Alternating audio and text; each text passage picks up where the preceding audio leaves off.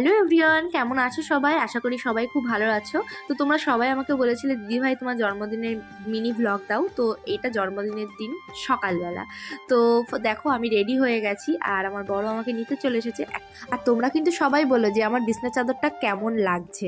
তো দেখো তারপরে আমরা দুজন বেরিয়ে পড়েছি আর ও আমাকে বলেছিল যে পরের দিন তুই রেডি হয়ে থাকবি, তোকে নিয়ে ভিডিওয়ে যাব। তারপর আমি বেরোনোর পর ভাবছি যে ভিডিওই তো যাবে, কিন্তু ওবিসির যে কাজটা করতে যাবে ওবিসির কোনো কাগজপত্রই তো নেয়নি।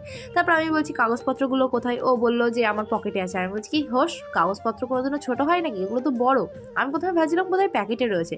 পরে রাস্তায় বেরিয়ে আমাকে বলছে কি আজকে তো রবিবার, তুই কি পাগল? ভিডিও কোনোদিনও খোলা থাকে? তারপরে আমি তো আমার জন্মদিনের দিন পুরো এপ্রিল ফুল হয়ে গেলাম গাইজ। তারপরে চলে আসলাম অভিরুচিতে। তারপরে ওখানে এসে আমি খাবার অর্ডার করছিলাম, আর খাবার অর্ডার মানেই আমার কাছে মাটন বিরিয়ানি, এর উপরে কিছু হয় না। কিন্তু গাইজ আমি কিন্তু এক প্লেট ফুল কোনো দিনও খেতে পারি না। আর অভিরুচির বিরিয়ানি নিয়ে আর কোনো কথা হবে না।